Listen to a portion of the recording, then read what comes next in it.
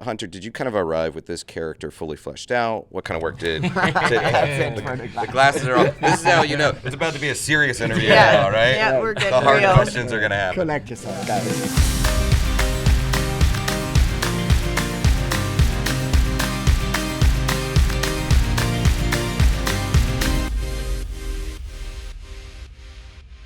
Hey, Den of Geek fans, Aaron Sagers here at South by Southwest in our Den of Geek studios, and I am joined by the cast and director of CUCKOO, and this flick it's got some chaos, it's got some romance, it's unhinged, it's got blood. Wow. Tilman, I want to start with you. Hi. Thanks for joining me. Why was this kind of the movie that you wanted to go with following your... Well, did Lose premiere here at South by a couple of years ago? It showed here. Fantastic Fest. Fantastic Fest, okay. 2018, Okay. I think, yeah. So why follow that up with CUCKOO? I didn't had a great plan, no master plan there. I always write just for myself and whatever makes me feel really strongly.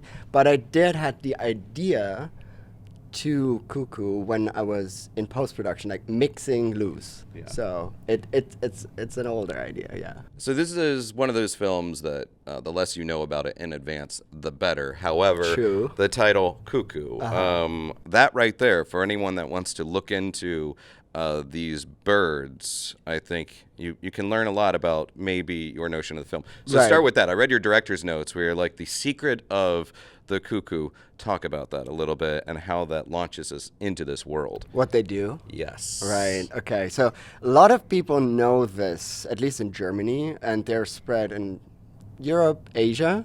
But you guys over here have a different bird that does the same. But I forgot the name. I think cowbirds. So what they do is they don't have nests. They put their eggs into the nests of a different species of bird, and then they let these birds raise their offspring. And that results in all of the offsprings of the host parents dying. And, of course, the word CUCKOO also means Right. crazy town banana pants. And That's what it's going to be called in Texas. yes. That's the Texas Yeah, post. And I mean, Hunter, your character of Gretchen enters into this world and things kind of go cuckoo. Well, what did you know about the cuckoo bird in advance? Anything? No, before reading the script, I did not know that. I mean, I knew about like cuckoo clocks. That was kind of my only association with the cuckoo bird. However, yeah, learning that they are just like the supreme assholes of birds was a huge revelation for me, and made doing the movie all the more exciting. I like that. And any cuckoo that carries a business card, supreme asshole of birds. Yeah. Why was it? I mean, this is your first lead in a feature film, so congrats. Thank you.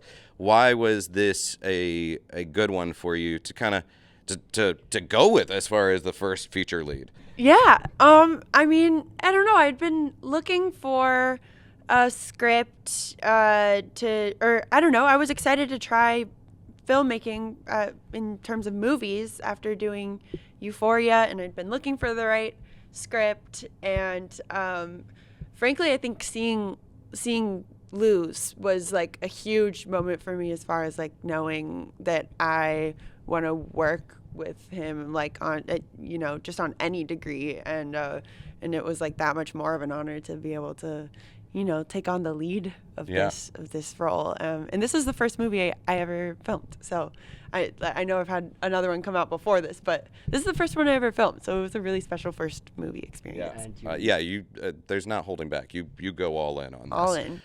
Dan, I mean, speaking of going all in, Gretchen's Hunter's character Gretchen enters into this world, her family, and encounters your character. I gotta say, man, I love your career. You've done so many cool things. This character, it's like he's oily from the top, like right away, man. It's oozing. Talk about There's a lot of ooze in this film. There a lot of so ooze. much So many ooze. ways. Yeah, So much ooze. So we have Yeah. supreme assholes and a lot of ooze. ooze. And Yeah. so talk about entering this world yourself and why this was a character that you were just kind of itching to do. Yeah, it's funny. Sometimes you approach things and there's just a character in mind that sort of pops into your mind, and either that sort of resonates with you or it doesn't when you read a script. And I was sent this. They were very close to production, and I think Hunter and Tilman had planned to shoot this movie 2 years previously. Various global events happened, delayed things, and as it got to the wire, they were suddenly short a Koenig, and I got this script through. I watched Loose and was just blown away. Got on the phone with Tilman and I said, "Look, there's this kind of German that I know that I think could fit this role," and he was just like, "Genau, exactly this one." And we both sort of knew this type of German man that we wanted, this character that we could see running this weird resort, this weird sort of scheme that's going on, and it made us both laugh immediately. I was just like, that is really funny. If we make this character very particular, very exact, a real German scientist, a purist, sort of looking at people like subjects, charming but exacting, and we just sort of hit it off and just sort of ran with that as an idea, really. Just even the way that you pronounce Gretchen's name and the Gretchen, film. yeah. If you pronounce it correctly in German, that is how it should be said. And Koenig knows this. Well, it just conveys that, like that word alone conveys so much about this guy. Yeah, he's very precise. Yeah. Tilman, this is not a film that, I mean, yes, there are these horror elements and it exists, it dances with the genre, but it doesn't necessarily fit only within the horror genre. I mean, horror but not horror. How do you think of it? I don't really think about it that much, to be honest. I tend to think in feelings first, like how I want. Maybe it's vague at first, but what sort of the structure of feelings I want people to feel, and horror lends itself for really big, really violent emotions and stuff like this. So I think that's how that got in there. I think there's a lot of like classic thriller in there too. This alpine setting. It's gorgeous, and yet the setting is unsettling. What is it about these vistas, these environs that just lend themselves to a sense of foreboding? That's exactly it. Like, it's gorgeous but unsettling. I love being in the mountains. It's so dramatic. You have to, like, when you're in the mountains, I always need like a couple of days to actually appreciate, to actually see what's going on, because there's just too much to see. And I think that's exactly it. And the mountains have something like you're locked in there, right? You can't easily get out. You can't just go walk over a mountain. You can't look beyond a mountain.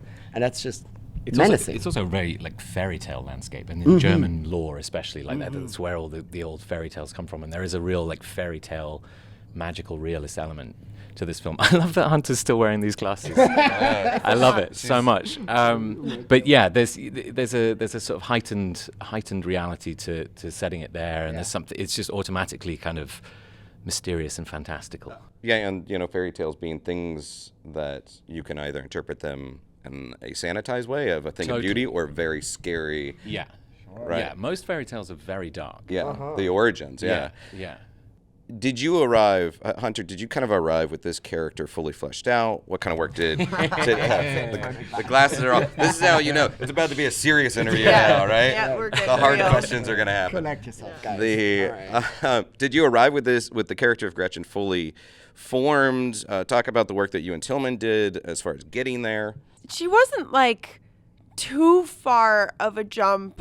Like I think there's like a sector of me that is still an angsty teenage girl, and it's pretty easy to access.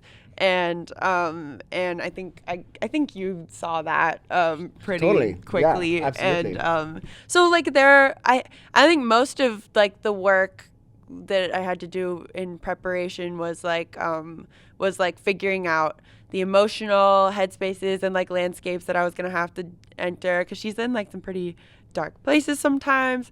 And then also like learning the cool set of skills that I was tasked with learning. I was going to say, she's a badass. Yeah. And there's some butterfly knife work. Yes, butterfly knife, which Tilman sent me one like pretty quickly after I was casted, so I got to practice that for like 2 years, and then got to learn the bass. I got to learn some sign language. So those were it was like free school, you know. Yeah. It was really fun. It became like a fidget toy for me, and then it's You also learned it really fun fast. to because I was just like hyper fixation, you know.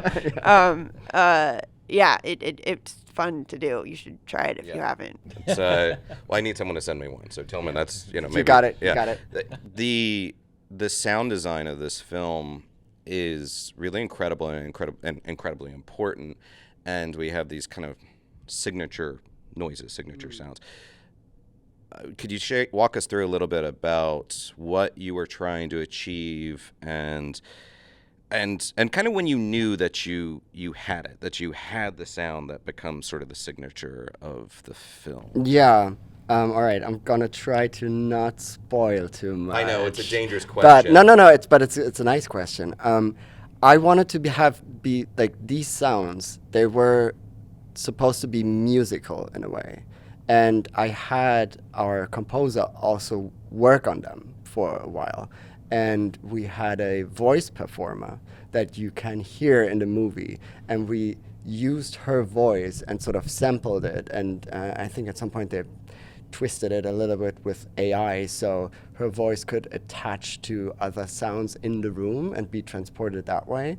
And so all of that is going on. But I do like this intersection of music and sound design. I love that, and I love working scenes out with sound. And so these particular noises that you're talking about that people will see, they came from that idea of combining score and sound design.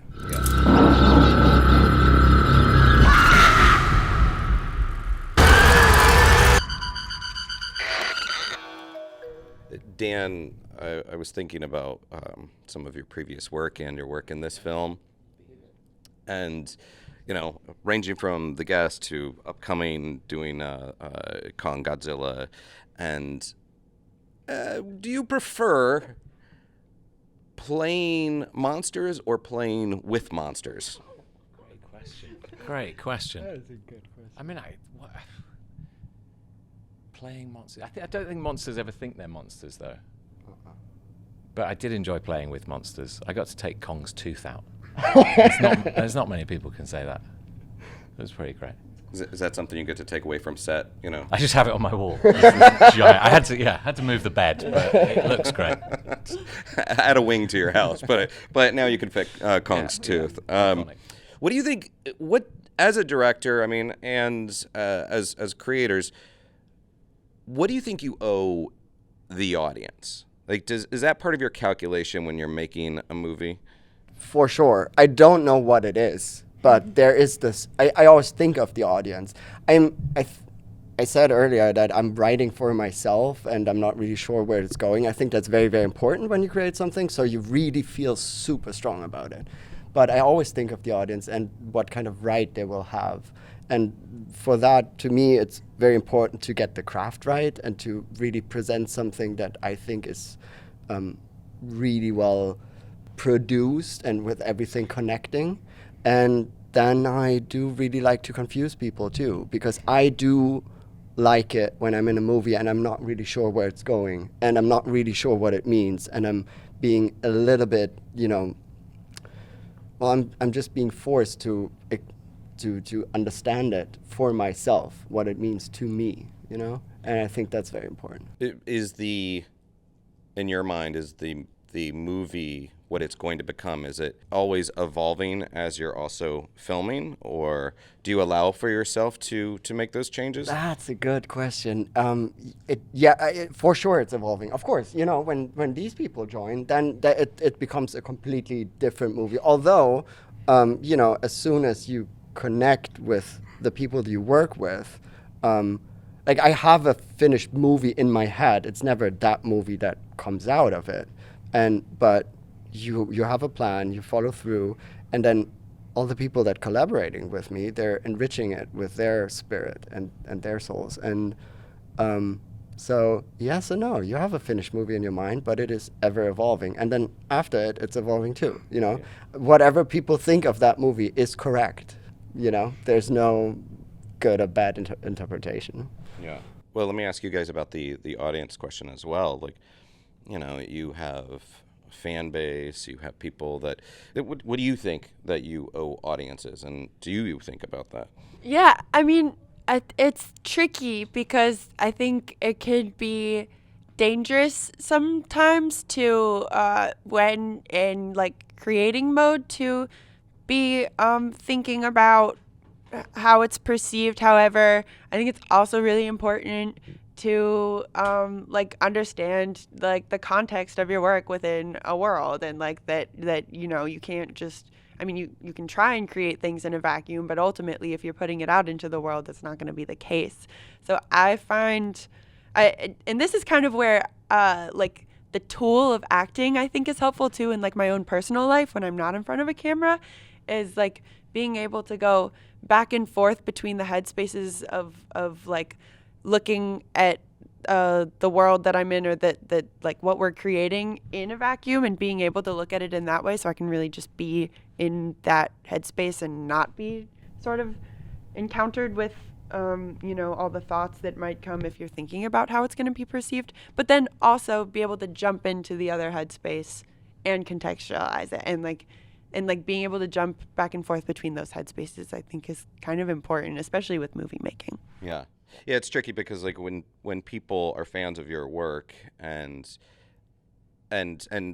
still early in your career, you don't want to be beholden to what your fans want. Mm-hmm. You want to constantly be challenging them as well as challenging yourself. Yeah, exactly. Because like Jules is also an angsty teenage girl, but I think I tried to sort of create, or I don't know, Gretchen feels very different to me. Yeah. Like at Yeah, least I agree. internally. What do you think about audience? Do you think about that stuff? I mean, it depends if people show up and watch your movie, doesn't it? But I think we owe audiences a good time. I think, in a sort of post-COVID era, I certainly don't take for granted that people will still want to gather in a big black box and have, lights and noises flashed at them. And I think it's really cool. Like, it's still cool when that happens, and when it's a great movie, when it's a great experience like that. There's nothing like it, and whether it's a comedy or a horror, and those are the two things I feel particularly drawn to as a performer right now, is that you get that reaction, if it's working, and the live experience, an audience can collectively decide that a scene is bonkers enough to laugh out loud, and that's really magic. Have you discussed collaborating again? I mean, working with these guys together. Do you want to work with Tilman and Dan again? Talk a little bit about that. Yeah, this is like gratuitous compliment time, guys. Come on. I mean, Tilman already knows, but I would make any and every movie he would have me for forever. Yeah. It's a given. I will always want to work with these people. 100%. Yeah. Hunter, Tilman, Dan, thank you guys so much for joining Thank me you. today. Talking about CUCKOO, I'm really excited for the rest of the world to check it out because it will get under your skin, I think. So there you go. Guys, Thank thanks so you. much. Thank you so much.